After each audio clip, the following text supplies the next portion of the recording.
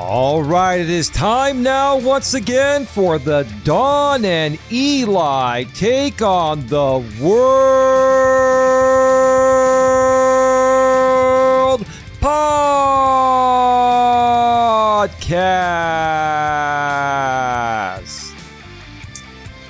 My name is Elias Mellis, but you can call me Eli for short. And who is this amazing and very, very, very, very lovely lady over here to my right? Who are you? I am Dawn Ledgerwood, and I am your girlfriend. And you're also the Executive Vice President and Director of Operations of our wonderful organization, the January Networking Association, or GNA for short. I'm not going to ever forget to mention that if you do. Anyway. Oh, I know. Yeah, anyway. Let's get right back to it. Welcome back to another episode of the Don and Eli Take on the World podcast. Today is episode number 72, and the title is E-Bikes and Self-Driving Cars, Real Road Dangers. One more time, episode number 72 of the Don and Eli Take on the World podcast is titled E-Bikes and Self-Driving Cars, Real Road Dangers. Babe, today we are talking about something that affects every person who drives, rides a bicycle, walks near traffic, or simply tries to cross the street. True. The roads are changing. We now have e-bikes that can move almost as fast as small motorcycles. We have electric scooters appearing from sidewalks, bike lanes, parking lots, and intersections. Allergies, babe. I know, I get it. I'm sorry, my allergies are... That's okay. We have young and inexperienced riders traveling at speeds that traditional bicycles usually did not reach without a lot of physical effort or going down a hill. Yeah. And at the same time, we have vehicles using increasingly advanced driver-assisted and self-driving technology. Cars can now steer themselves, follow navigation, change lanes, stop at traffic signals, and react to other vehicles. But the person behind the wheel is still supposed to supervise the system and take over whenever necessary. That's like the Tesla autopilot. Yeah. I don't like that. I don't like that. Oh, yeah. That's what you say. I mimicked you, but it makes sense. And babe, again, today's episode is called E-Bikes and Self-Driving Cars, Real Road Dangers. Technology can be useful. It can make transportation easier. It may eventually prevent many accidents, but technology can also create a false sense of security. A young rider may believe an e-bike is just a bicycle, even though it can quickly reach speeds that require greater judgment, reaction time, and control. A driver using Tesla full self-driving may begin trusting the system because it handled the last 50 turns correctly. But the 51st turn may be the one where navigation chooses the wrong lane, the vehicle misreads the situation, or the driver has to take control immediately. Waymo vehicles operate differently from Tesla's supervised system. Yeah, they've got sensors all around them. They're like little spaceships. Yeah, they're like a spaceship, exactly. Yeah. So Waymo vehicles operate differently from Tesla's supervised system, and some cyclists say they feel safer around a Waymo than around an impatient human driver. Ooh, that's interesting. That's true, though. Other people worry that automated vehicles may not understand every hand signal, unusual movement, temporary road condition, or unpredictable person. You can't wave a Tesla to go. No. You can't when you're at a four-way stop. So, that's interesting. Something to talk about, yeah. Meanwhile, ordinary human drivers are still speeding, texting, driving aggressively, following too closely, and failing to scan the road around them. So the problem is not simply human. So the problem is not simply humans versus machines. The problem is how humans, machines, bicycles, e-bikes, scooters, and pedestrians are all going to share the same roads safely. I have 5 questions for you today, babe. And I know you're going to answer each one of them honestly, and I'll answer after you answer. And we've got some Reddit postings that we're going to go over during the second half of the show. And we have another very interesting article regarding California being the worst state for drivers. We have the worst drivers here in California. But before we get to all of that, as always, I must ask you, my lovely lady, and I hope you're going to be okay because your allergies are really kicking in. I must ask you, as always, how's the past week gone for you here at our wonderful organization, the GNA, which is short for Genuine Networking Association? Well, despite having really bad allergies all week, I think everything's been going pretty well. The GNA is always doing wonderful, always making progress, moving forward in the right direction. So I feel things are going well for us. Yeah, we just had a lot of fun this week. We went out, went to a little function at one of the parks here, which was really just nice, and to see the food carts, and it was really cool. They had this candy one there where you walk into the truck and you're talking about the vendors at the event. Oh yeah, the vendors, like the food trucks. Yeah. Yeah, so they had this one, and I don't know if any of you remember the store, the Sweet Factory. Oh, yes. But it was like walking. It used to be at the Hillsdale Mall here, and I'm sure it was at the San Jose Mall you used to live at when you were younger, right? Yeah. But it's like walking into a miniature one of those stores, and they've got a whole wall of all the different gummy stuff. Bulk candy. Yeah. Chewy stuff, chocolate stuff, anything you possibly want. Mm-hmm. Pretzels, chocolate covered pretzels, all of that. So, we went in there, got some candy, and got an ice cream, and came home and had a pretty low key night.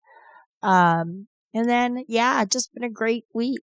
Good dinners. Like, we went out to our favorite restaurant this week, and it was a really nice dinner. It really was. So I like those dinners where we go to special restaurants, not the typical ones every day. So yeah, right. Been a great week, babe. How about you? Wow. I don't know where to start. It's been a great week, but a long week. I still have a lot going on. I've been working a bunch of side hustles. Some freelance jobs. Between that, and then we've had some other appointments, for you regarding, dentistry and, other health appointments. We also went out to an event the other day, and it's just a whole bunch of everything, plus some other stuff that we've been dealing with, on YouTube, interesting stuff. We're not going to talk about it here. So it's been quite an eventful week, but I will say I feel fantastic. I would say it was a pretty balanced week. It was a balanced week. Yeah. Of work, pleasure, all of that stuff you want to incorporate in a relationship. I think we did a good job this week. Yeah, no, absolutely. Absolutely. I mean, we did the best we could with what we have. And that's all you can do. Do the best you can with what you've got based on every situation. Based on your income level, based on how much time you have and your responsibilities. You got to make sure you get everything done and everything paid. And it can be quite the juggling act at times. But as long as you communicate, if you're in a relationship like I am, as long as you communicate with your partner or other people that are important to you and your family, as long as you communicate, that's what matters. Yeah. Right? Yeah. And I think you and I, after being together almost 5 years, have learned to communicate as best as possible. Yeah. And, that did fit into this last week with it being the first of the month. So that was something else we had to kind of incorporate with our time and business opportunities and YouTube and all of that stuff. Yeah. But I want to say we're doing a darn good job, keeping it all straight. We got a lot going on. Right. And the GNA is something I really want to build out. And, I want it to obviously make money. I more so want to turn at least half of it into a nonprofit.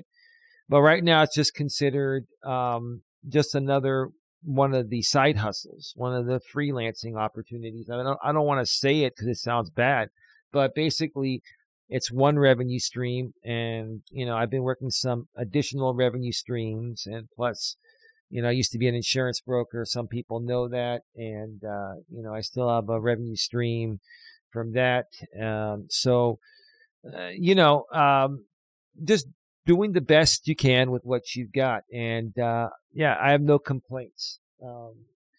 I will tell you, you're a big part of my life, and how you feel on any given day, affects how I feel. I could be in the greatest mood in the world, and if you're having a bad day, that has nothing to do with me making it a bad day for you. Sometimes you have a bad day because you're not feeling well. Yeah, I just right? wake up not feeling good, and it's just a bad day. So, in those situations, I do what I can to help her feel as comfortable as possible, because if I have to worry about my lady, then I can't function to do what I need to do to be a good provider and to do my part. So, and that's something just about balance. It's about balance. Yeah, and that's something I had to learn, is even to communicate with him when it's just I'm tired, or it's I'm not feeling well. She knows I'm tired now. Now she knows. Well, I know you're tired, but I try to explain to you so if it's just, I didn't sleep well last night, or something doesn't feel right. Mm-hmm. I make sure I tell you the difference between the two. And the allergens here in the San Francisco Bay Area over the last week or two have been very high.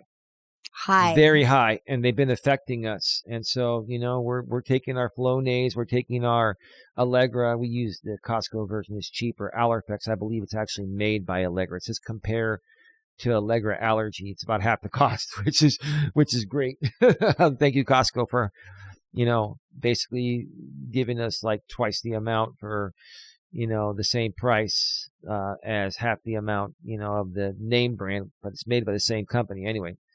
But yeah, the allergens have been crazy, and that's why you were coughing and stuff, and that's why I've been feeling a little queasy. But hey, when you have to provide, when you have to do what you have to do, you have to find a way to get back up to speed and not let those things affect you. I think it was when I came in here, the fan was blowing at me, and it might have blown some dust. Yeah. And that's why I was coughing right now. Yeah. I feel okay, but I feel a little bit better. We do as much dusting as possible, but nothing's ever dust free. There's always going to be a little bit of dust in the air, no matter how clean your area is. But anyway.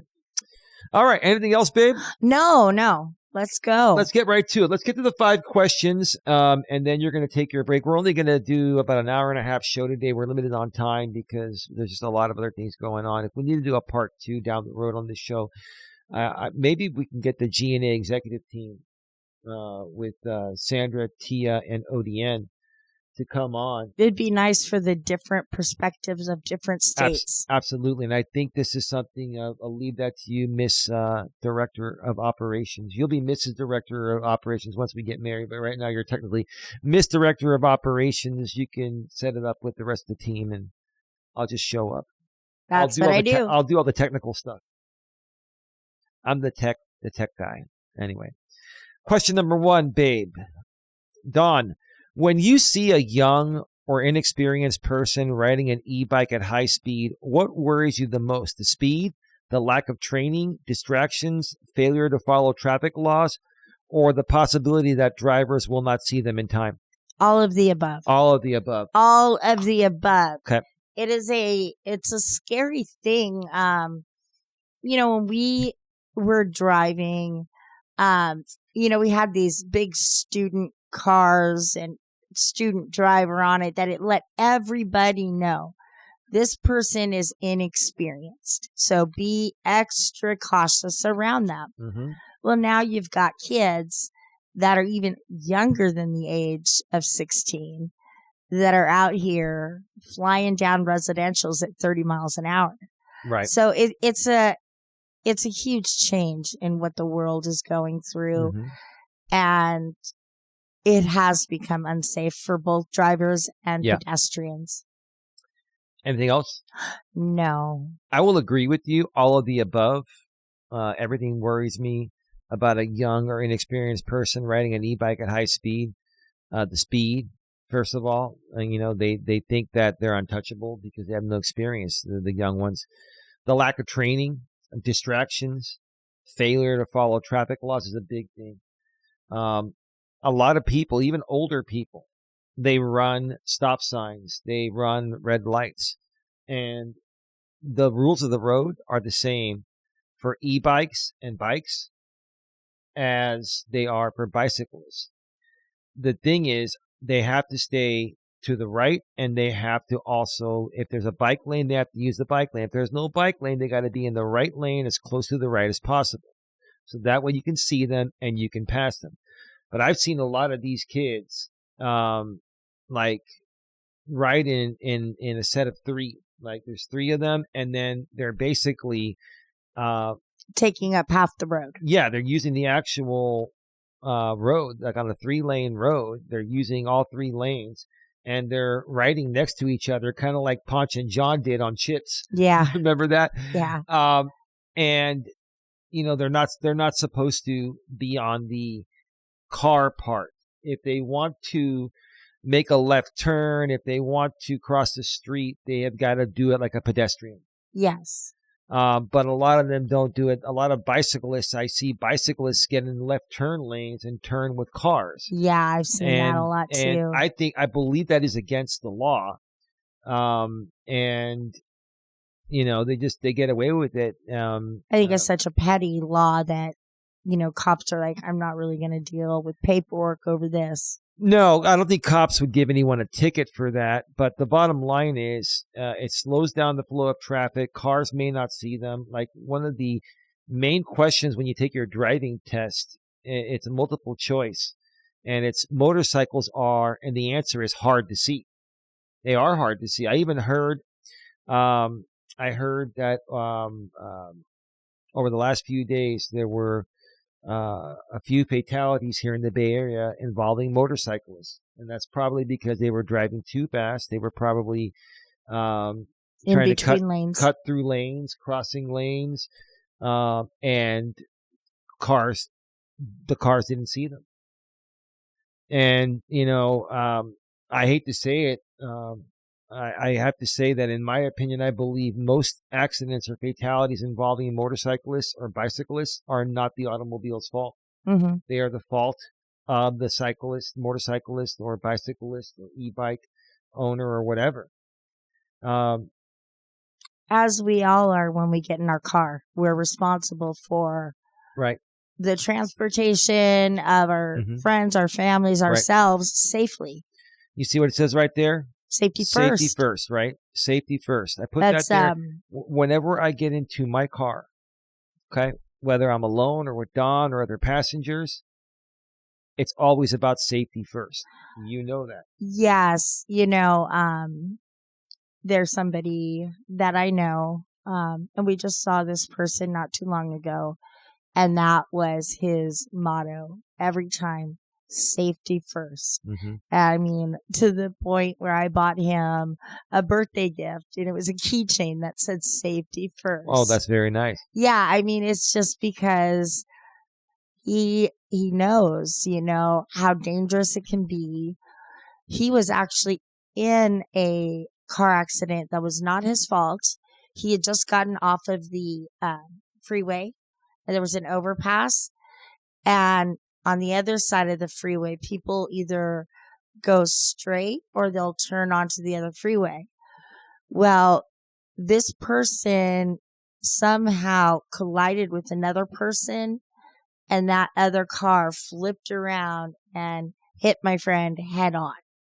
And he was just like, what the heck? I'm just sitting here because of traffic, and these guys do some kind of crazy Fast and Furious move, and now one's in my face with my car smashed. Mm-hmm. It's like people just don't watch. They don't care. Right. They're in a hurry.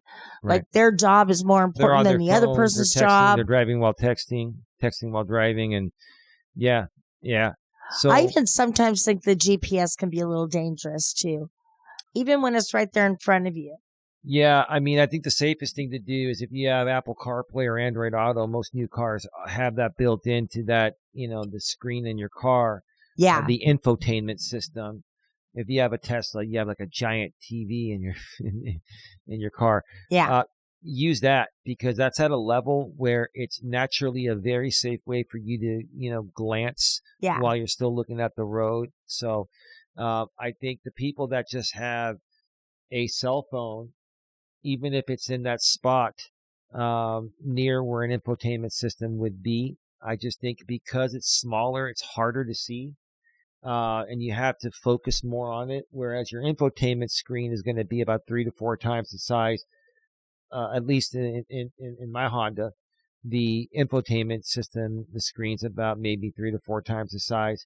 Now, the Tesla screens are about 10 times the size of a smartphone, but not every one of us has the luxury of having that. And most cars can't fit that. The Teslas are big cars. Yeah. Yeah. And I have an issue where I need my glasses for my cell phone, but I can't use them if I'm looking out forward.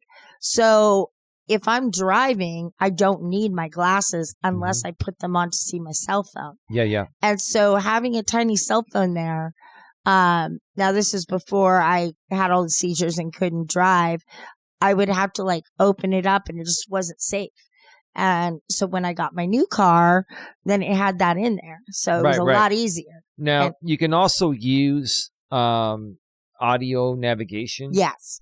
The problem with that is if you're trying to listen to music, every time that a turn comes up, it'll say in 300 feet, turn right at, and then you're going to be going back and forth. And then it's going to be like, and at 200 feet. It gets annoying. And at 100 feet. So what I do is I turn off audio navigation because that's actually more distracting for me, especially if we're playing music. I've gotten very used to glancing at the screen, the infotainment system, which is right at the same level of, seeing the cars in front. You always need to look ahead and you always need to keep a safe distance based on your speed. If you're on the freeway going 55, 65, some roads are 75, 70, 75 or 80 miles per hour. Based on your speed, you need to keep a good distance.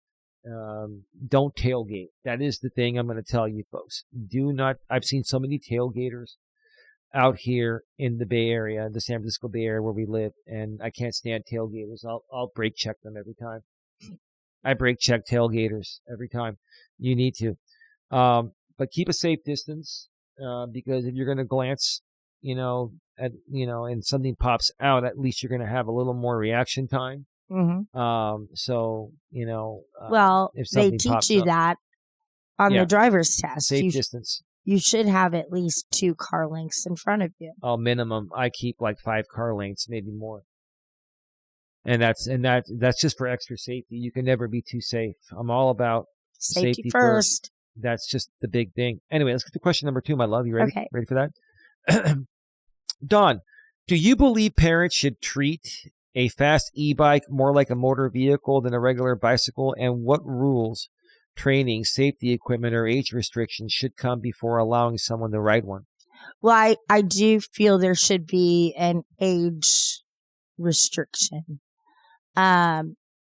Just because, yes, I might see more of the older teenagers out there, but I do see the 12 and 13-year-old kids that are riding next to them. And I just don't feel that they have the kind of experience they need on the road. So I think also training. If that's what they're going to do, they need to go through a training course and they need to have some instruction for their road safety. Yes, you can't ride them, side by side and take up a road. Yeah. That's not okay. And, so yeah, I'd like to see more rules set, more training for them, age, restrictions. And I think that they should definitely have to pass a test, definitely. But yeah, I think that that's a good start to having people be a little bit safer out there. And, that goes for actual bicycle, like regular bicyclists. Sorry, guys. It goes for everybody. It should be common knowledge, but we can't say it's common anymore because we all don't have common sense. We know common sense isn't that common anymore. Yeah. With the level of entitlement in this world nowadays, based on how kids have been raised, I think their entitlement overtakes their better judgment a lot of the times, and creates a lot of irresponsibility, or they don't think ahead of the consequences before they do something. Yeah, and when it comes to riding an e-bike, that consequence could be life or death. Right? Go ahead. Yeah, we have a story to tell, but we're not going to do that. Let's discuss it after the questions. Absolutely. That experience we had, and Sure.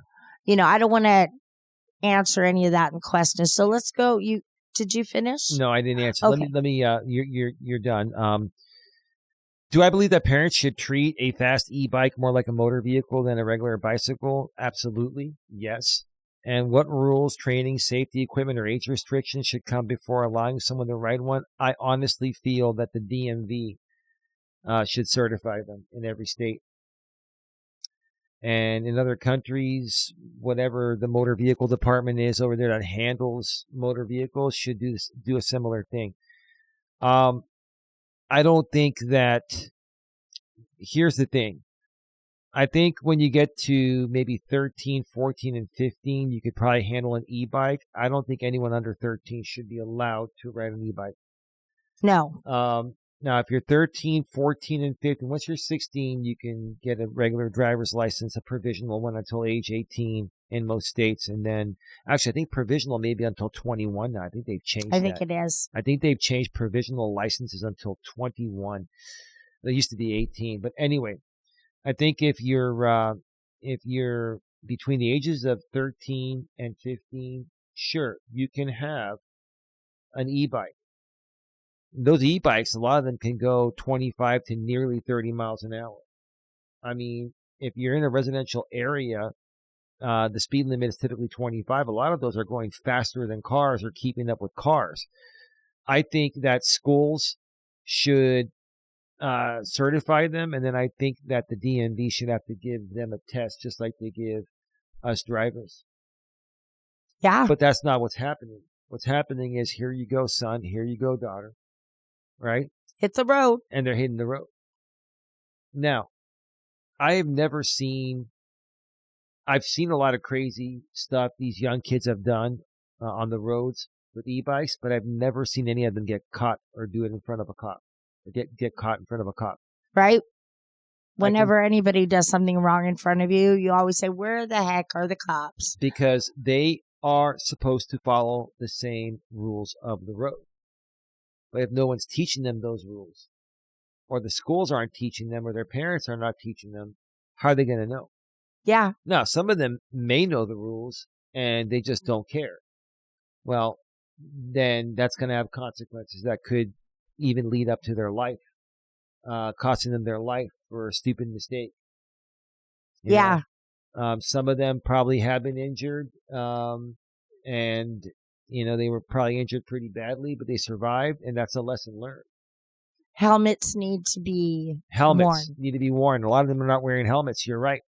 So there needs to be age restrictions. And I'm seeing kids under 12 have riding these e-bikes, and like they don't care. They don't. Yeah, training, safety equipment, age restrictions. They need to treat this just like we treat, drivers. That's my thought about that. Anything else, babe, or should we move on to number 3? No, let's go on. Number 3, my lovely lady Dawn.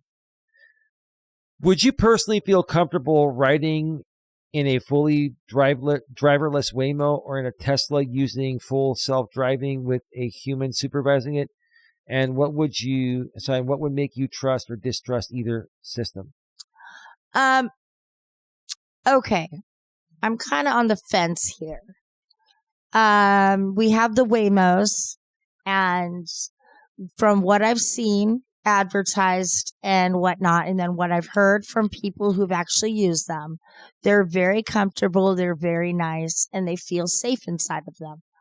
And with all of the things on the outside that are gauging your areas around other vehicles or the road or whatnot, it all seems to be very safe. I have not seen, I think, a Waymo have any laws broken in front of me, right? No, they're programmed to follow the speed limit exactly. Yeah. They make complete stops at stop signs. Mm-hmm. Okay. And I'll share more when it gets to my turn, but no. Yeah, so they're programmed to be a stickler with the law. They're more of a grandma or grandpa driver than I am. Yeah, it's okay. It's like, I have a big control issue. Yes, you do. And if I relinquish control to this computerized car, I don't know how I'd feel about it, but I will say I'm interested. And I have told Eli, maybe we'll try it kind of local here. We'll go out and have dinner and then have it take us home. And just try it out. Now, as far as the Teslas, I just don't know if that's because I have a bad taste in my mouth for Teslas, but I just don't trust any of them. I don't know. It's just me. Yeah, I believe Tesla. Anything else, or should I get to? Well, I'm saying because I think Tesla was the start of it. And I think by now, the other companies, the other cars have developed so much more as far as safety that's what I'm saying. I'm going to pick a Waymo over a Tesla any day of the week. Absolutely. Plus, I'll be chilling in a Jag. So I'll tell you exactly. A nice Jaguar sedan. It's not a high-end Jaguar. It's like basically like those Jaguar Teslas, not Teslas, the Jaguar Waymos, the white ones, the basic ones. They're almost like a four-door Honda, but a Jaguar version. Yeah, they're a sedan, is what they are. So they're pretty comfy, and would I personally feel comfortable driving in a fully driverless Waymo or in a Tesla using full self-driving with a human supervising it, and what would make you trust or distrust either system? If I had to pick one or the other, or either one, I would not trust Tesla at all. The Waymo, I would still be sketchy about it, iffy about it. But if I had to pick one, I'd go with the Waymo. Waymo, the technology was created by Google. I trust Google. Alphabet Inc. owns Google, and Google owns YouTube. They're all the same thing. They've created a lot of great products, and they take their time. They do it right. Mm-hmm. Tesla, I believe, was the first one that had a self-driving car, and this was back in the 2010s. And I remember I would see people using their cell phone to drive their car like a radio-controlled car. They have that feature. And I'm like, wow. Okay. And they call it the Tesla Autopilot, is at least what they called it back then. Now they call it FSD, full self-driving, or something like that. I think that's just a variation or the upgrade to Tesla Autopilot. Yeah. So again, I would trust the Waymos more, but the Waymos, they've got sensors everywhere. Like, it's got to get to the point of where the car looks like a car, not a spaceship, and can handle it as good or better than the Waymos do. The Waymos do well, but they do get confused at times. Have you ever seen a Waymo get confused? A little, yeah. I was out and about, and I was working a freelance job, and it was a 2-lane road, and the Waymo was on the right, and it stopped in the middle of the street. And I've read and I've heard through ChatGPT that sometimes when the Waymos get confused, they stop and they reboot the system quick. and then they start to go. That's what happens. So the It is Waymo's a not breaking down. computer. It's recalibrating. It's a computer, guys. It's a computer. Yeah.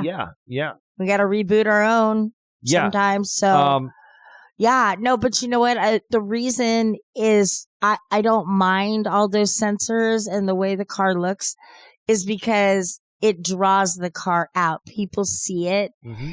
And I think people that see it tend to be a little bit more aware of the car and what it might be doing without a driver. Right. So, I want to keep seeing all the crazy stuff. Okay. But that's just me.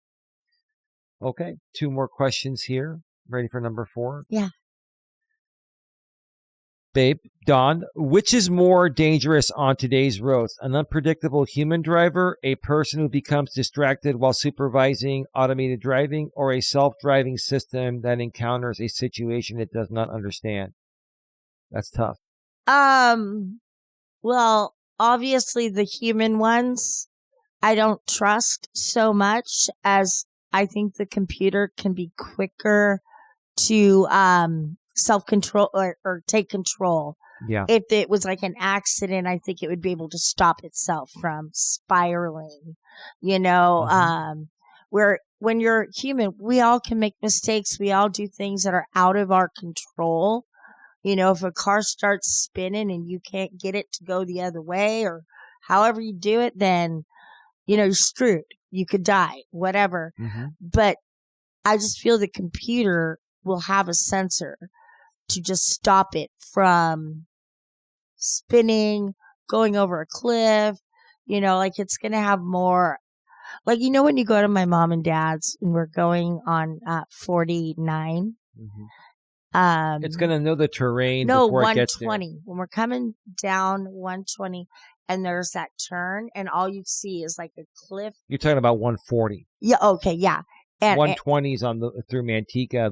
That's on the other side. Going to Yosemite. You're talking about 140. Yeah. And when we come back down and you see just the cliff and a small, tiny little rail that would barely hold a bike, Right. You can go off the cliff and that's sayonara. Oh, yeah. And I would trust a computerized car more than a human because they speed and they don't anticipate the curves. Right. And, or if the ground is slightly, oily or whatnot. My mom has said she's seen horrible, horrible accidents there because people just turn that corner so fast and they either collide with oncoming or they go off. And so it's just a really bad place. Yeah. I think because it has so many sensors and so much it's looking out for, I feel the car is safer. True. For the most part, I would agree with you, but you have to also understand computers can malfunction at any time. They can freeze, and if they freeze, what happens? Does the car just slam its brakes and just, stay stuck there? I mean, it's a great, just keep great going, point. and then boom, it crashes somewhere or goes off some cliff. I mean, that's the thing is, it's a computer. Go ahead. No, and that's a fair point. Mm-hmm. I just think that computers have little glitches a lot less than humans. If you're going to play the percentages, I'll give you that. Yeah. I'll give you that. The computer, most of the time, is going to get the automation right. And is going to make far fewer mistakes than a human does. Humans were born to make mistakes. The computer is actually making the choice to be safe, or it's programmed to be, where some people just feel invincible and they do things that are just out of their own control. That's because there's something else going on psychologically. Or they're just a crazy teenage boy who thinks that they're invincible and they could drive as fast as they want. And their car can handle like a race car. Yeah. Yeah. And it's just unfortunate. So I think there needs to be more training everywhere. Absolutely. Absolutely.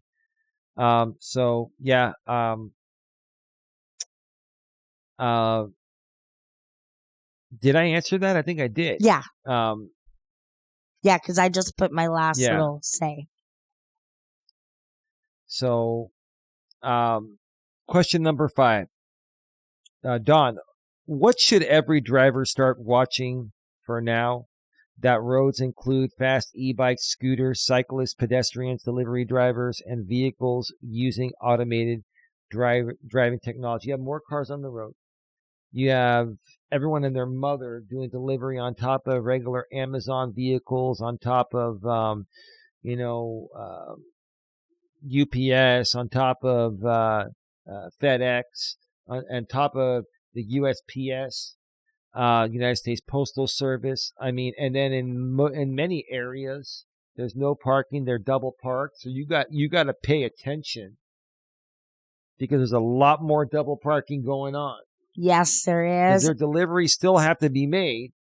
Yeah. They're gonna put their hazards on, and if you're not paying attention, you might smack into them. But anyway. The other thing, construction zones. That's true. That's a big thing that I worry Slow about. for the cone zone.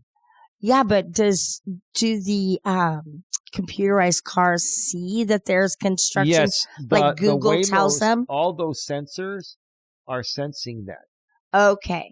Yes, all those sensors are sensing that. So it senses that maybe they deviate the lane a little bit because they have one closed. They have 360-degree sensing capabilities. They have a LiDAR sensor. Actually, there's a bunch of LiDAR sensors, I believe, on it, but there's one on the top. That thing that's spinning is like a LiDAR sensor at the top. And then there are spinning ones on the side of the vehicle. You see on the Waymo, it has sensors all around it. So it is constantly reading everything around it. Yeah. It is like ChatGPT on steroids, on massive steroids. Right? Yeah, I guess so. Yeah. Alrighty. Yeah. You want me to answer that? Did you already answer? Yeah, say it again. I think I did. What should every driver start watching for now that roads include fast e-bikes, scooters, cyclists, pedestrians, delivery drivers, and vehicles using automated driving technology? What should they watch for? What should every driver start watching for now that roads include fast e-bikes, scooters, cyclists, Okay. pedestrians, delivery drivers, and vehicles using automated driving technology? Obviously, they need to watch that, the cars on the road. They need to see that car up there at the hazards is there. That means slow down and then go around as necessary, as safely as you can. Now, unfortunately, some of these roads are so narrow where we live that we'll have to sit behind the car until the delivery driver comes back. Sometimes you have to do that. You just have to do that. Yeah, it's better than risking it and getting into an accident. Yeah. But, because you don't want to go by and scrape their car. But, you've just got to be overly cautious. Just remember that being in the car is not just like relaxing on a Sunday afternoon in your home. You can't take a nap. You can't just, you got to still be every day, every time hyper aware of your surroundings. Visually, just peripherally, everything you should be paying attention to. Right. So there shouldn't be excessive distractions inside your car, like in your home or something is what I'm trying to say. Okay. Anything else? No. So, what should every driver start watching for? First of all, you should always be watching for everything. But what's most important is anticipating things. Anticipation is going to save you in most situations. If you're driving down the road, you need to keep in mind that there are e-bikes out there now. There are more delivery drivers out there now. There are more hazards that could happen on every single corner, especially when you're driving in a residential area or a very narrow road that has lots of crossroads. You have to look, some intersections are uncontrolled. Some have a two-way stop. Some have a four-way stop. Some have a roundabout. You've got to pay attention 100% of the time, and you have to anticipate anything that could happen. You have to keep in mind that someone could pop out from anywhere at any time, and you got to be ready to hit your brakes, slow down, You gotta be ready to react properly. Yeah. That's the bottom line. So it's anticipation. Anticipating is the most important thing to me. I would say if you see a young child on an e-bike, I would assume they don't know what they're doing. Just go into it like that. That way you could take all the precautions right to stay away from that. You have to anticipate that child is going to run a red light. That child run is a stop sign. Is going to run a stop sign, is going to pop right in front of you. And you can't let it bother you. Yes, it is frustrating. It is almost as if this scooter erased everything their parents taught them as far as following rules, stopping at a road, looking both ways before crossing. Mm-hmm. Oh, yeah, they have forgotten all that. Right. Yeah. They feel as if they can just go and drivers have to stop, and that's not the case because we're not always we can't always see everything.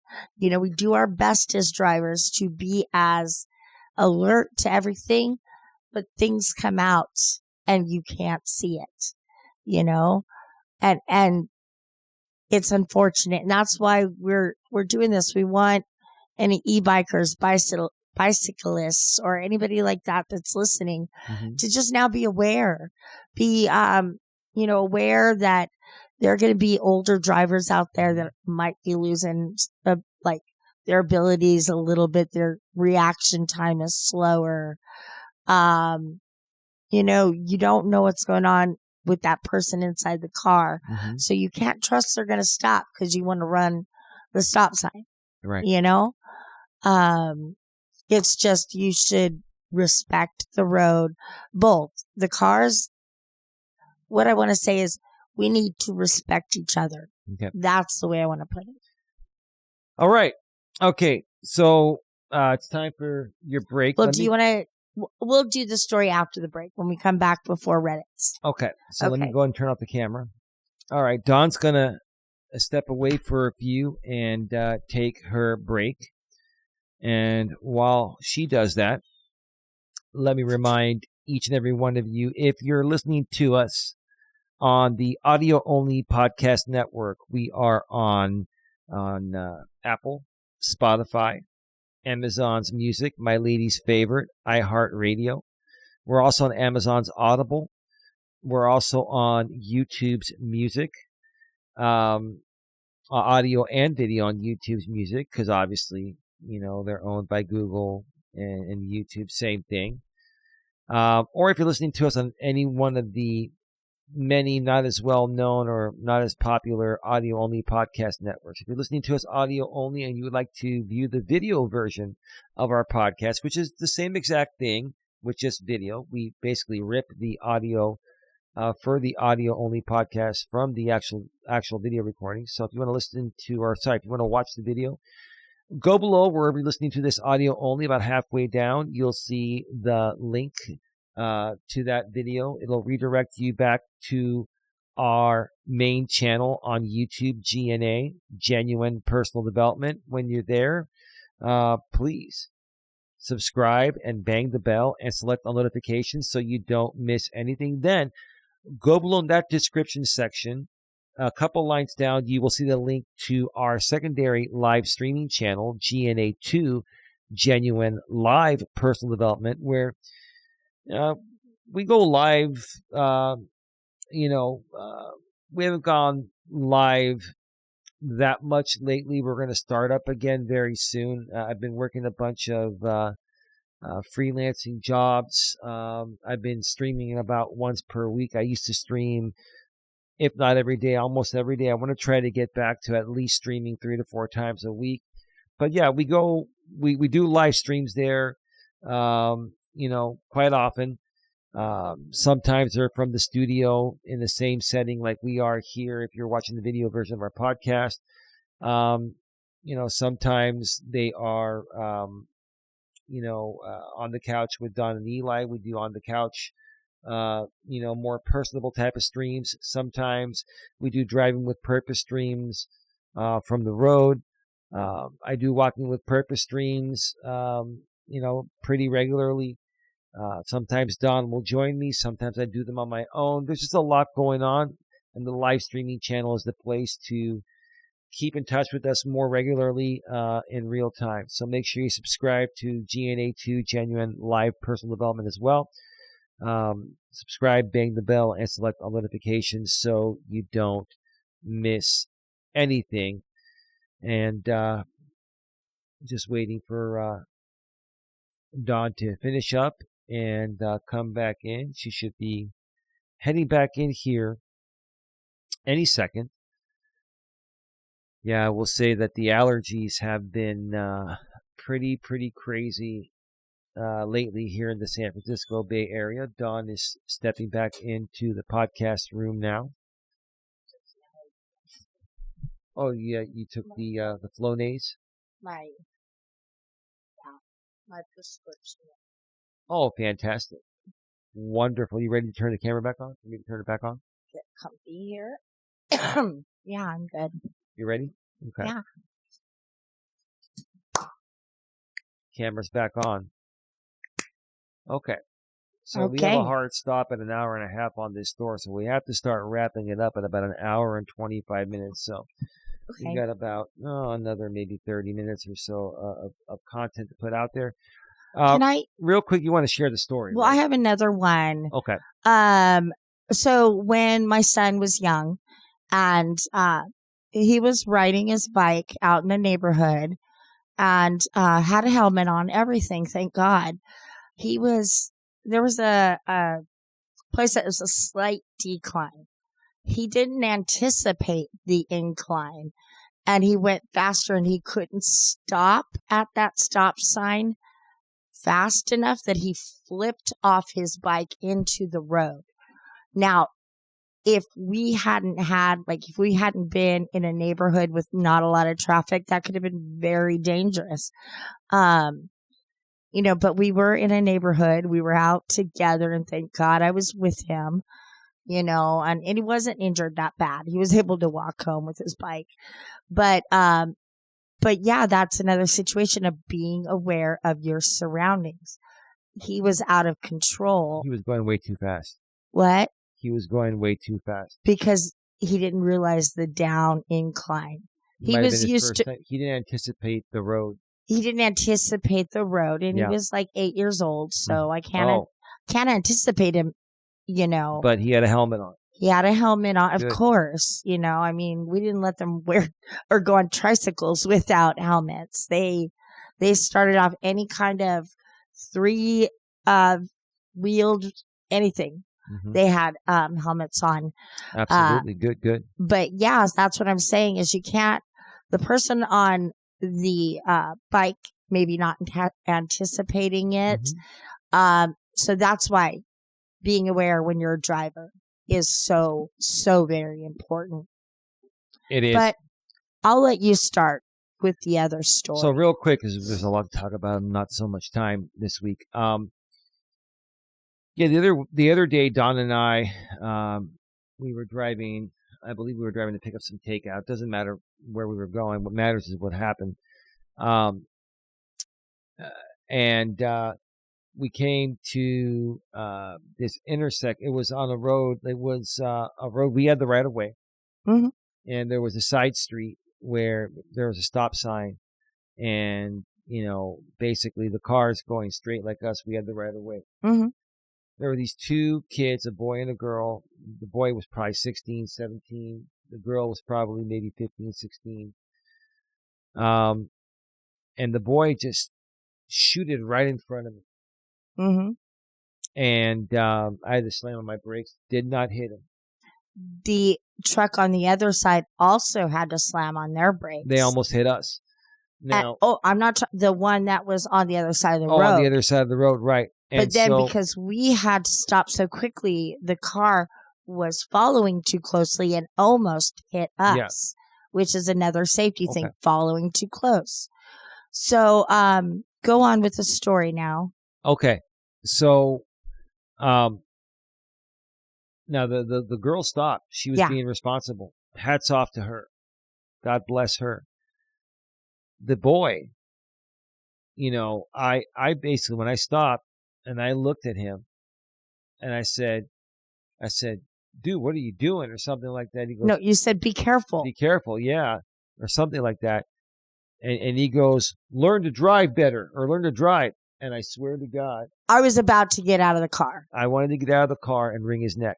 Yeah. Okay. That's a figure of speech, and we would never do that. We're just saying I wanted to get out of the car and the entitlement yeah, of that kid is going to get him killed. Oh, I didn't want to beat him when I got out of the car. One day, a car is going to hit him. He's going to get hit. And he's going to be dead.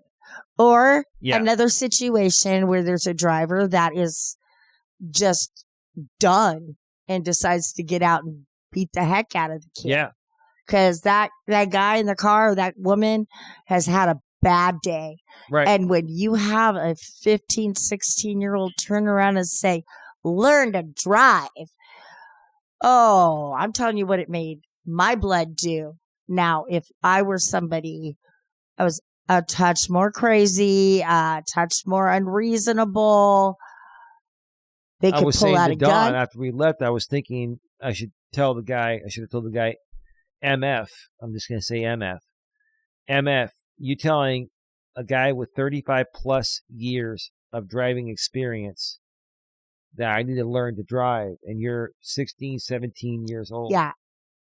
You're lucky to be alive, and you should learn from this. You're lucky we do know how to drive.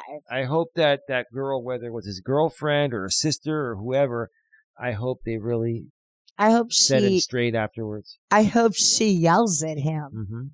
Yeah, it was just... Yeah. It was just a feeling of like, okay, oh my God, and literally he rolls his window down to tell the kid to be safe or to like watch where you're going. And this kid just snapped back like that. I'm like, oh, the disrespect. Like, oh, if I was your mother. Yeah. Alrighty, sweetie, but let's see what other people are saying about this. Yeah, so here's the thing. Because we're limited on time this week, I think we're going to have to do a part 2 on this next week because we've got 3 Reddit postings, and we've also got the worst driver article, the worst driver state. Do you want to do the article first and then a Reddit? Yes, that's what we're going to do. Are we in sync? Are we doing that mind reading again? I guess so. We're just. That's the way the show was planned. That's the way my show notes have it listed. Yeah. That's the way it makes the most sense, right? Anyway, these allergies are really getting to us. I'm telling you, it really affects your energy level too. All right. So let's go ahead and let's switch on over to the browser screen here for those watching on video. So, yeah, this is from patch.com. And the title is, It is True, California Has the Worst Drivers. Study IDs California cities with bad drivers. Out of 338 U.S. cities, California cities appeared on the worst drivers list 61 times. Which California cities? We're going to get to that. That's the question. Los Angeles, California, the Golden State's notorious reputation for traffic jams and clogged highways may not be the biggest headache for motorists after all. Consumer Affairs' latest study on bad drivers indicated multiple California cities consistently ranked higher and more often on its list of worst drivers. Okay. That's interesting, huh? So last week, Consumer Affairs released its worst drivers in America list for the 4th consecutive year.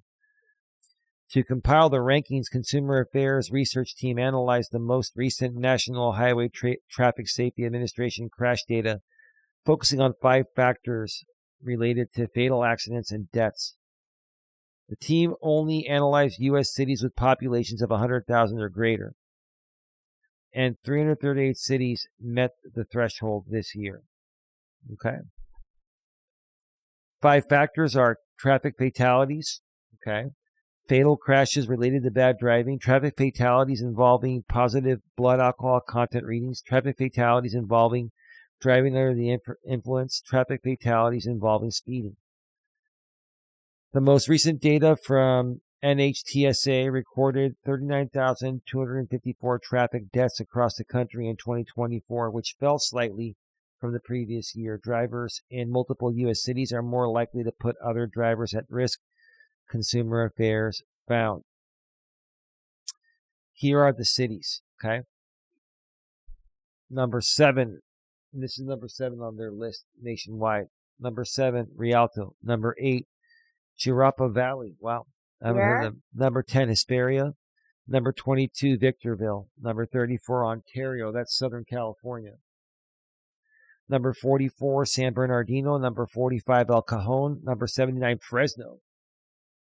Okay, I can get that. It's hot there. Yep. I'd be moody.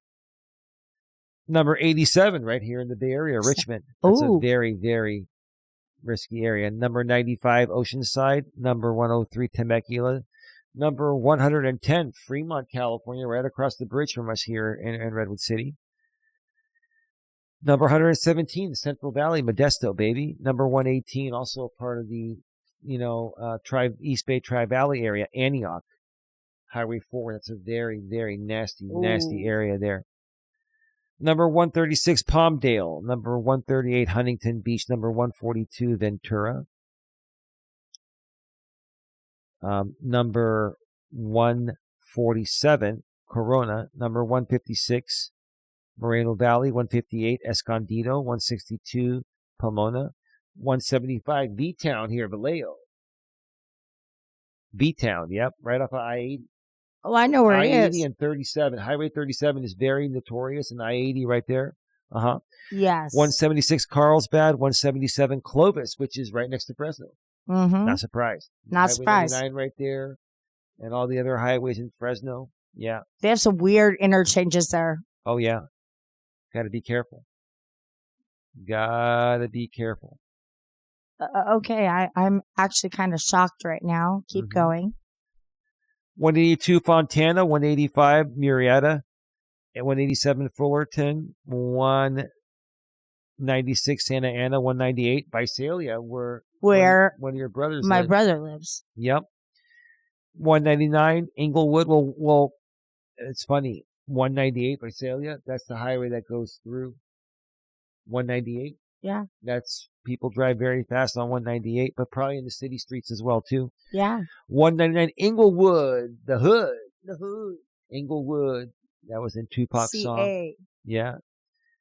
Number 200, Santa Maria. 207, Fairfield, which is Solano County, between the Bay Area and the Sacramento area. I-80 there. Also Highway 12. East of Vallejo. What's that? East of Vallejo area. East of Vallejo. That's correct. That's correct. Near Vacaville. Yep. Let me see here. 209, Pasadena. 212, Downey. 213, San Diego. 214, Orange. 218, Long Beach. 226, Los Angeles, LA. 237, Riverside. 240, West Covina. These are all in Southern California. 241, Torrance. 242, Menifee. Never heard of that city. 243, Rancho Cucamonga.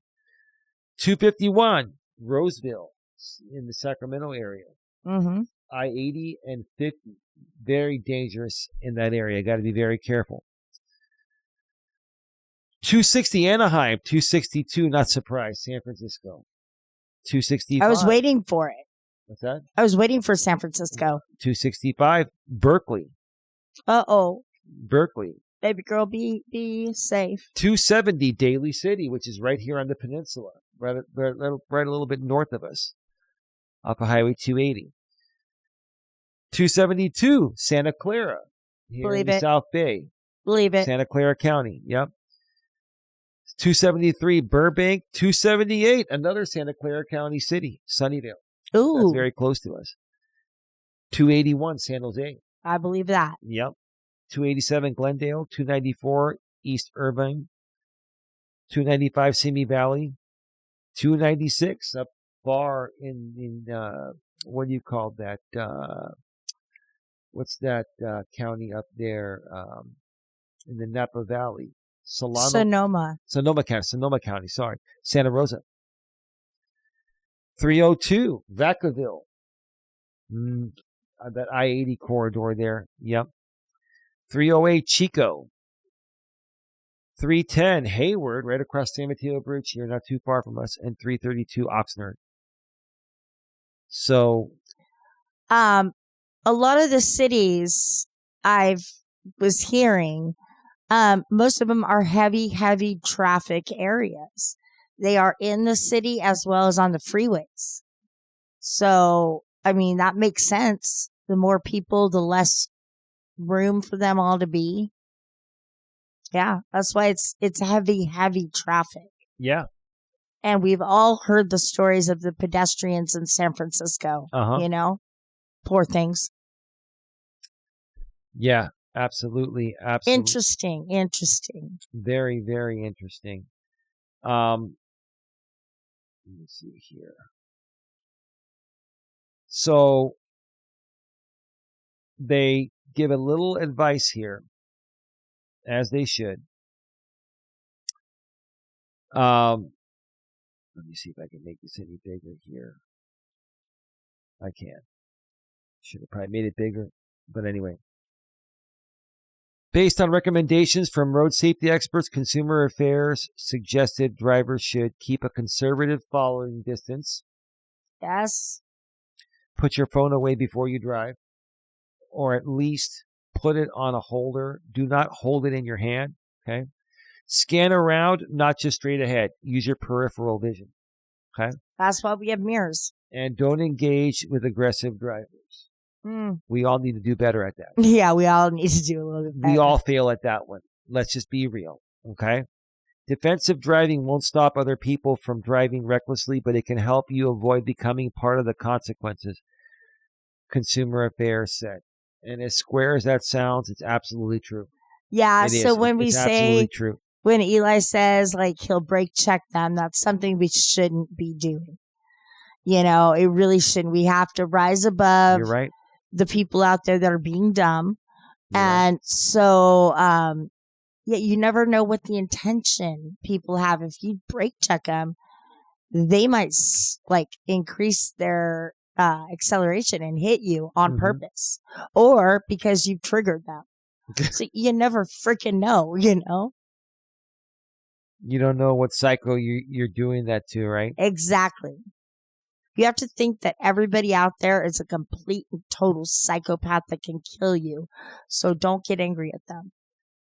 You're absolutely right. Absolutely right. 1 hour and 7 minutes. So we might have time to go through 2 Reddit postings. Let's go through the first Reddit posting that we have here. Let's switch back over to the browser screen there. This is from the subreddit r/Twin Cities. The original poster's title states, this could be true in any city, anywhere.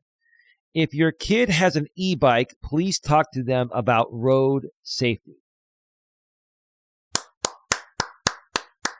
I'm going to give you a big, huge round of applause digitally as well.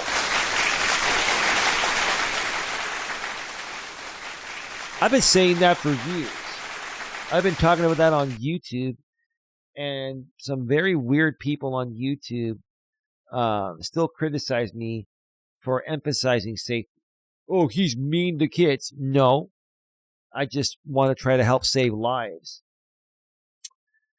Anyway, what did they say here, babe? At least once a week, I see very unsafe behaviors from kids on e-bikes. I see it every day. Every damn day. Riding in packs and goofing around while riding in the roads. Like I was saying earlier, they want to be like Ponch and John. I was going to ask, did you write this Reddit? No. Just kidding. It was written by Faye Sailor Stupider. And maybe that's a made-up name. Anyway. So, riding in packs and goofing around while riding in the roads, not paying attention. About 20 minutes ago in EP, there's probably some area near her, I witnessed a kid, probably 14 to 16 years old, riding his e-bike in the road. It should be on the road, but that's okay. We'll give you a free pass. Not paying attention and texting. It was a busy road. I was flabbergasted at the lack of basic common sense with safety. It's more so entitlement.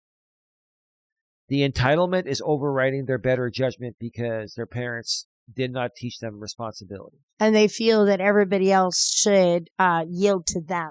Right. You know? Right. Right. I truly fear for these kids and their lives. Amen. That's what I've been saying for years now. Mm-hmm. Right?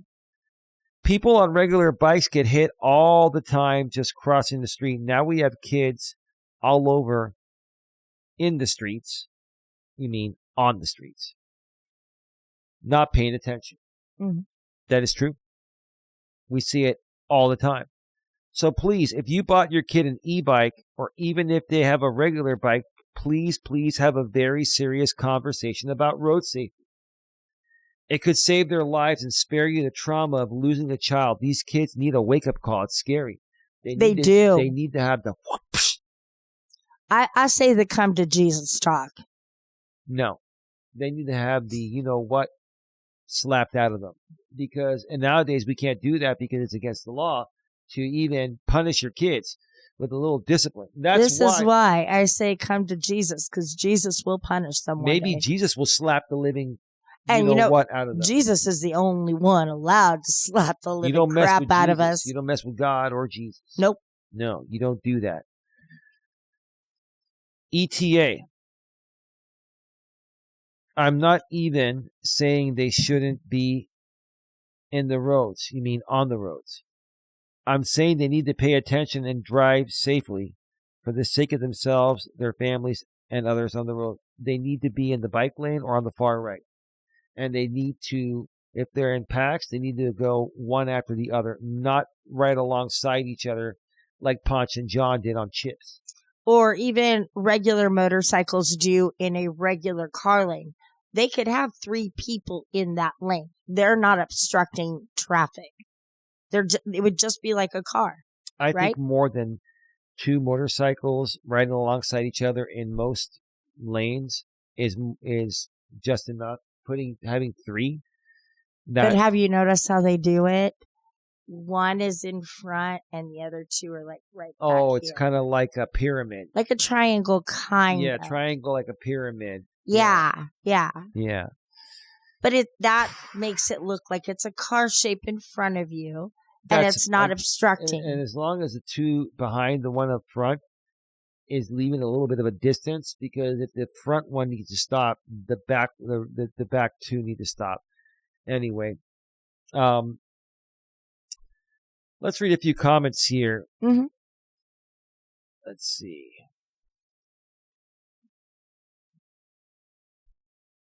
Yeah, I've seen the same thing in Chanhassen, must be a city where they live. Saw a kid on an e-bike blow through a red light and zip kitty corner through the busy intersection near City Hall. They also zip by you at 25 to 30 miles per hour on the sidewalk, not leaving any room or slowing down at all. Happens every time I'm out walking. Most people on pedal bikes will shout on your left or ding their bell when they pass you. People on e-bikes never do. That's because they're young kids that are entitled and have not learned responsibility, and most importantly, they're inexperienced.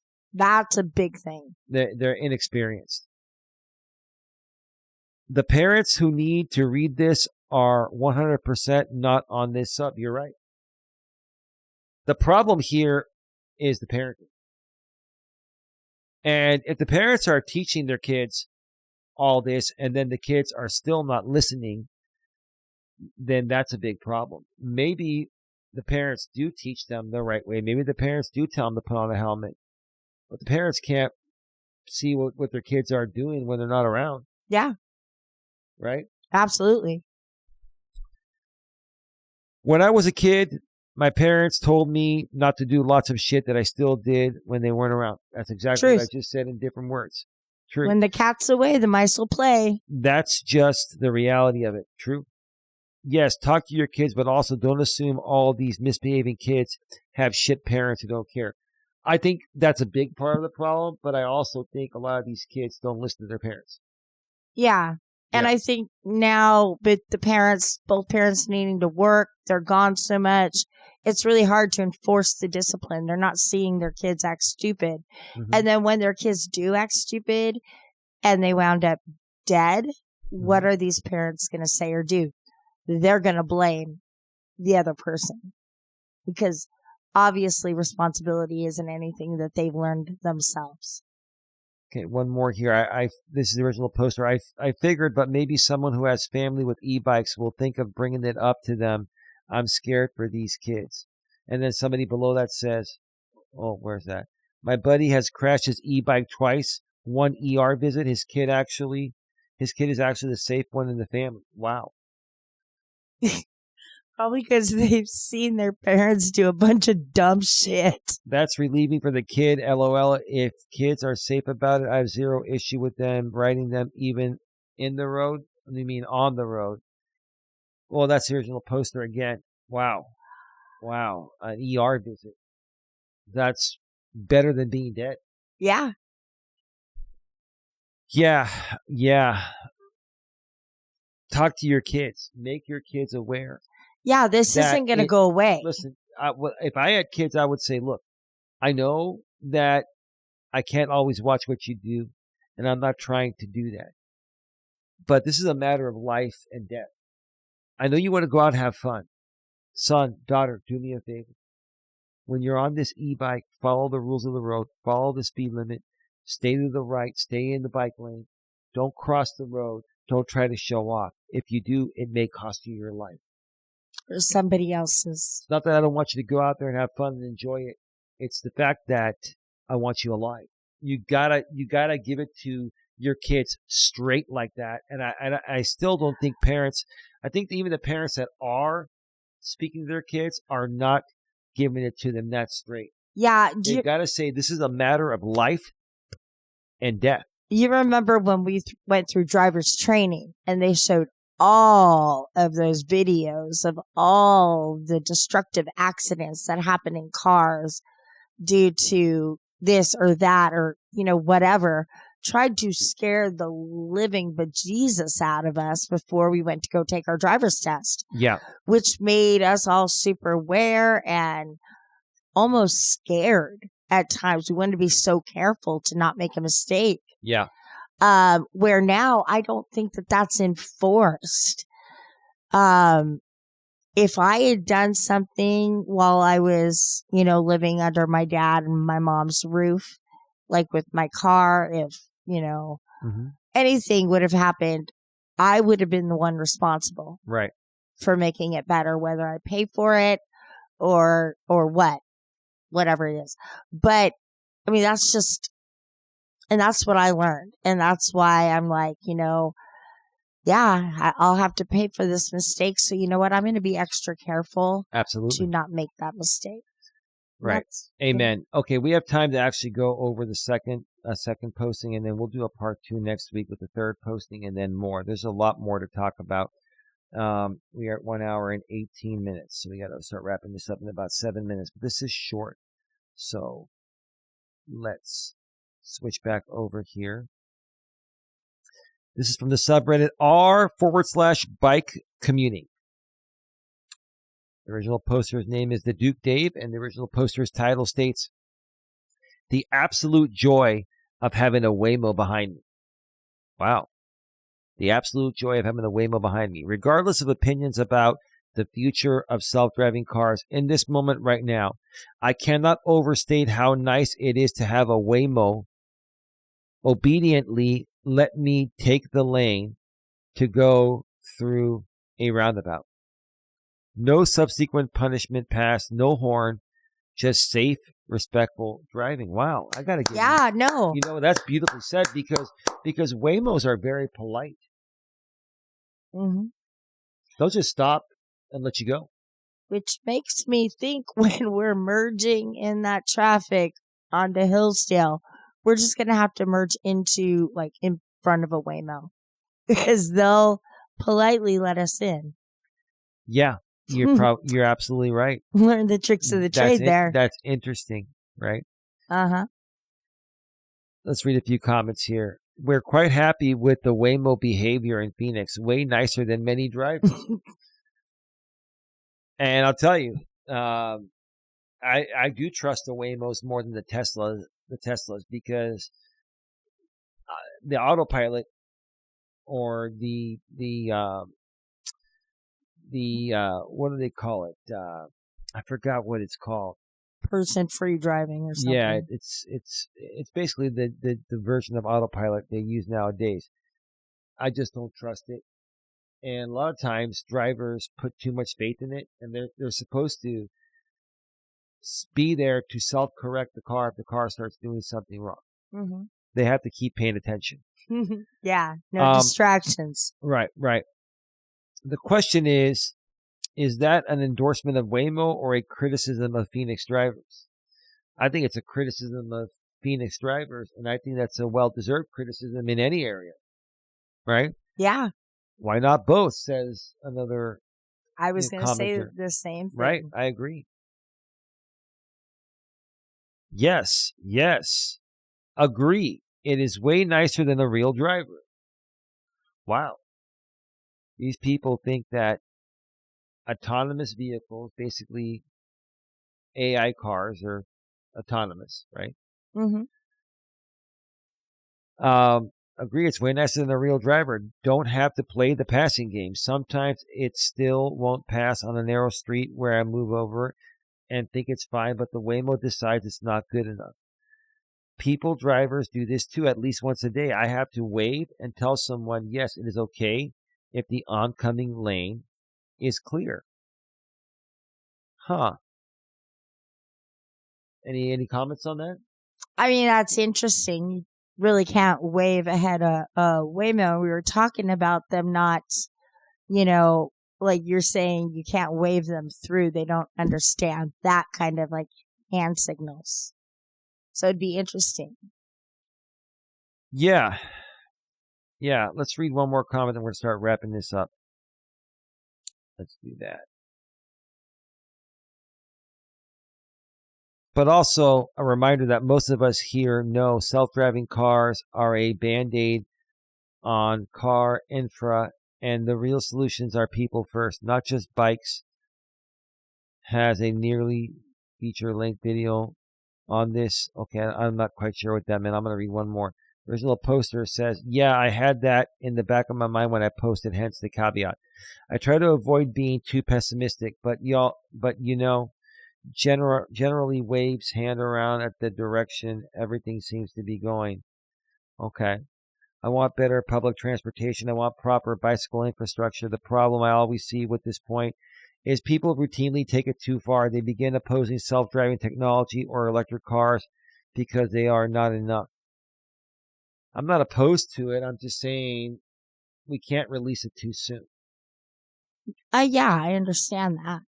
Yeah, you can't just throw a prototype out there and hope it works. You got to do a lot of testing, and Google has done that. Yeah.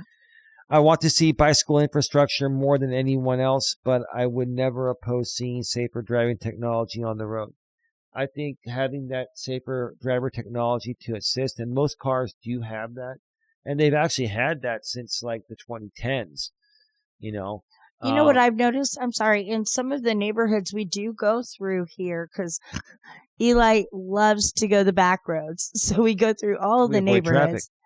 But I have noticed some of them where they'll put like not a full wall. It's just like cones in the ground coming up. You know those white things that we've seen where it's like on the other side, like on the right side. And I think those are good because they're even in neighborhoods, and it would allow them to stay on the inside, but there's spaces for them to. Yeah, some cities have bike lanes that the cars cannot get in there because they're blocked with cones or dividers, little posts that stick up so it separates the lane, and then there's an opening for an entrance, and then when you're crossing a light, then it's open, but then when you're just not in an intersection, it closes up. Yeah, so not everyone is there yet, but not every area has, the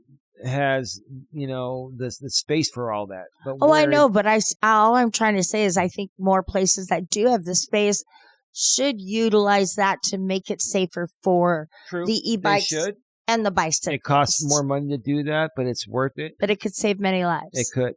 And we'll see what cities decide to do. More cities decide to do down the road. All right, babe. Any final thoughts? We're about to start to wrap this up. What are your final thoughts? Well, once again, thank you all for tuning in and watching us every week. We really do appreciate y'all. I think this is a very important topic we're talking about today. We've seen it in person. We've read about it on the computer. We've seen it on TV. It's something that's becoming a big problem here in the world, and we really need to get it under control just to keep everybody, motorists, bicyclists, scooter people. Are they scooterists? I guess. I don't know.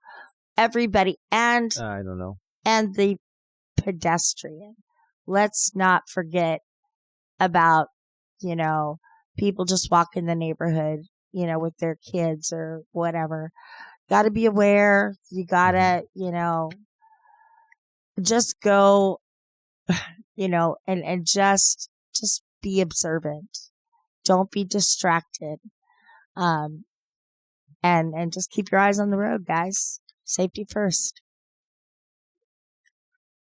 Amen. Amen. Anything else, babe? No, honey. All right. So my final thoughts. I think, babe, what this episode really comes down to is this. The road does not care whether the danger came from a person, a machine, a bicycle, an e-bike, or a navigation system. The consequences of a collision are real no matter who or what made the mistake. True. Technology may help us, but technology does not remove the need for judgment or anticipation. Mm-hmm. A human can anticipate far greater than a machine. Mm-hmm. A machine can only anticipate what is programmed to anticipate. Or programmed in front of them. Correct. Or we could see several cars ahead of us maybe collide with each other or get in an accident. Correct. We can respond quickly as humans. Well, we don't know what the range is of a Waymo, but the human range is going to be greater. Mm-hmm. If we're working 100%, and we're normal, we're not impaired in any way, alcohol or other stuff, right? Yeah. But I get it. An e-bike may look like a bicycle, but speed changes everything. It changes stopping distance. These kids do not understand that the faster you go, the more stopping distance you need. You can't slam on your brakes, you'll flip. That's what I was saying about my son.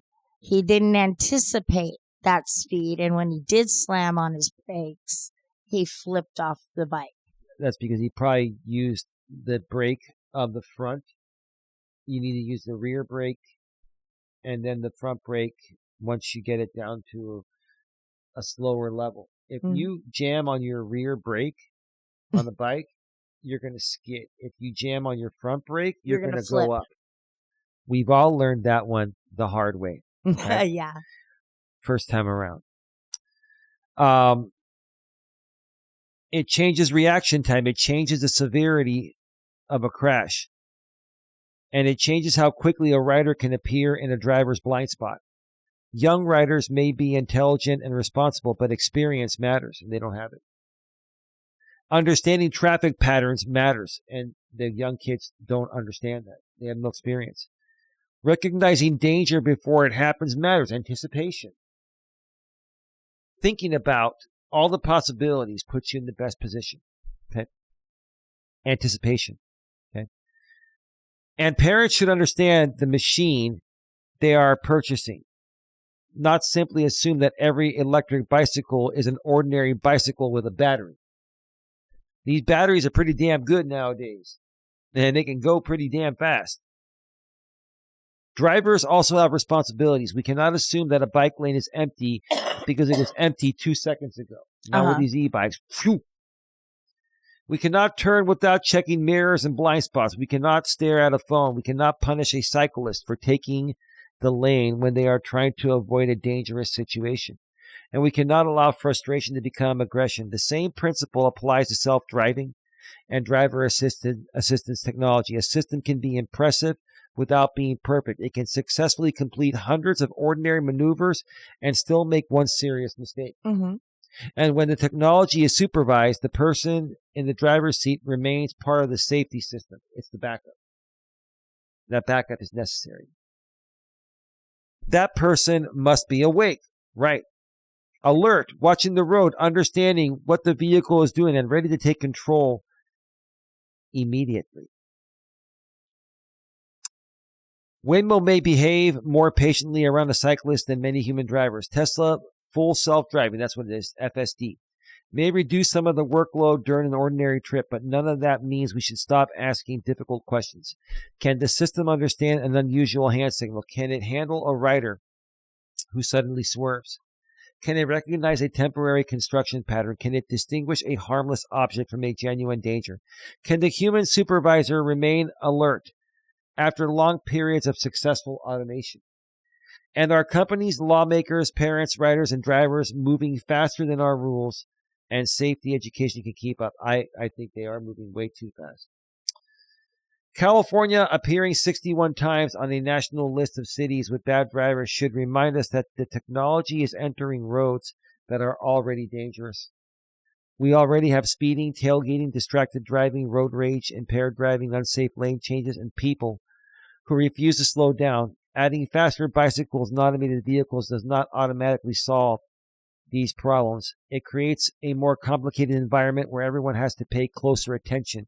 Mm-hmm. So whether you are driving a car, supervising an automated system, riding an e-bike, walking across the street, or teaching a young person how to use the road, do not assume that somebody else sees you. Do not assume that the machine understands everything. Do not assume that having the right of way will prevent you from being hurt. Slow down. Look around, put the phone away, leave space, expect mistakes, and remember that arriving a few minutes later is always better than not arriving safely or not arriving at all. Babe, I appreciate you having this conversation with me. And you know, babe, just like I always say, don't take life for granted. Don't take life for granted. And with that being said, babe, it is time to start wrapping this up. All right. You've been listening to the Don and Eli Take on the World podcast. This was episode number 72, and today's topic was e-bikes and self-driving cars, real road dangers. One more time, episode number 72 of the Don and Eli Take on the World podcast was titled E-bikes and self-driving cars, real road dangers. Great show, babe. Great show. But before we get on out of here, we want to remind people one last time, if you are listening to us on the audio-only podcast network, such as Apple, Spotify, Amazon's Music, my lady's favorite, iHeartRadio, and iHeartRadio. Always 4 times. My lady loves iHeartRadio, and so do I. I listen to the audio-only podcast there all the time when I test the audio-only version. And we're also on Amazon's Music. We're also on, we're also on Amazon's Audible. We mentioned music. We're on Amazon's Audible as well. We're also on YouTube's Music, audio, and video, and many of the rest of the unknown, not as popular audio-only podcast networks. If you're listening to us audio-only and you'd like to view the video version of our podcast, go to the description section about halfway down. You'll see the link that redirects you back to our main channel, GNA Genuine Personal Development. Make sure you subscribe there, bang the bell, and select all notifications while you're there. Then also go to the description section. You'll see the link to our secondary live streaming channel, GNA2 Genuine Live Personal Development, where we go live regularly. Not as much lately, but we're going to get back to more regular streams at least once a week now, but more coming in the future. So make sure you subscribe there as well. With that being said, time to go. Have a good one. Take care. And as always, babe, be good to each other.